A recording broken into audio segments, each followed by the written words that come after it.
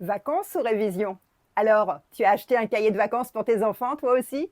Tu penses qu'il faut les faire travailler tous les jours pendant tout l'été? Qu'ils ne perdent pas le rythme? Qu'il faut qu'ils prennent un peu d'avance pour la rentrée prochaine? Ou peut-être qu'ils doivent rattraper leur retard pour repartir sur de bonnes bases? Mais tu te souviens de la galère de l'été dernier? Où après 3 jours de bonne résolution, tu as craqué et tout laissé tomber avec mauvaise conscience, certes, mais franchement, continuer de lutter pour les faire bosser pendant les vacances, il y en a marre. C'était déjà assez difficile comme ça pendant toute l'année, alors stop, profitons des vacances. Eh bien, tu as raison. Arrête de culpabiliser. Les enfants ont besoin de souffler pendant les vacances. Et les vacances sont là pour faire autre chose que les apprentissages sous la forme scolaire traditionnelle. Ils ont eux aussi besoin de se déconnecter complètement du rythme scolaire et de changer d'horizon. Il y a plein de façons d'apprendre autrement.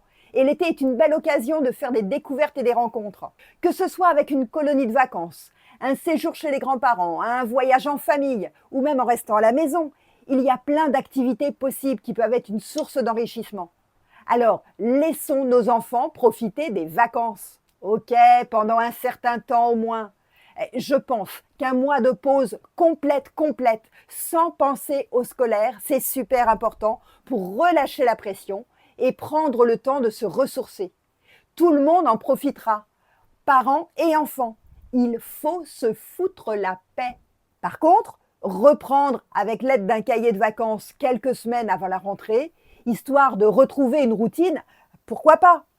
Un petit rythme de 15 minutes par jour la première semaine, qui passe à 30 minutes par jour juste avant la rentrée, en fixant l'horaire à l'avance, avec un emploi du temps régulier chaque jour, décidé en collaboration enfants-parents, et surtout en utilisant un minuteur avec un stop obligatoire quand il sonne. Il ne faut pas que cette séance de cahier de vacances s'étire en longueur et devienne insupportable. C'est juste une remise en route, un redémarrage de la machine. Ce qui est le plus important, avant même les révisions et les connaissances à se remémorer, c'est de se mettre au travail. S'installer à une table, prendre son cahier, ses crayons, lire les consignes. C'est cette routine qu'il faut réinstaller pour qu'à la rentrée, elle soit intégrée et se poursuive comme une habitude. C'est elle qui permettra que les devoirs se fassent dans les meilleures conditions possibles. Il faut simplement reprendre l'habitude de lire et écrire quelque chose, même si c'est court. Alors, avec un cahier de vacances, pourquoi pas?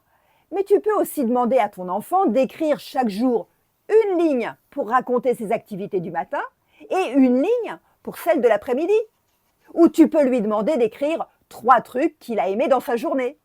Concernant les apprentissages, les enseignants prendront de toute façon le temps de réactiver les connaissances nécessaires pour la nouvelle année scolaire. Le mois de septembre sert à se remettre dans le rythme. C'est pas la peine de trop forcer et d'essayer de prendre de l'avance. Le plus important pour réussir l'année prochaine, c'est la régularité du travail fourni.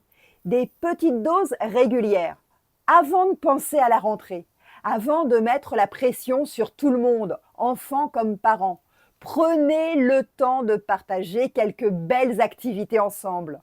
Trouvez ensemble pendant votre été quelques moments privilégiés de rire et de complicité. C'est ce qu'il y a de plus précieux pour ton enfant, pour sa construction, pour son équilibre. Et pour toi aussi. Oublie les conflits liés au scolaire et profite de la vie. Je te souhaite un bel été.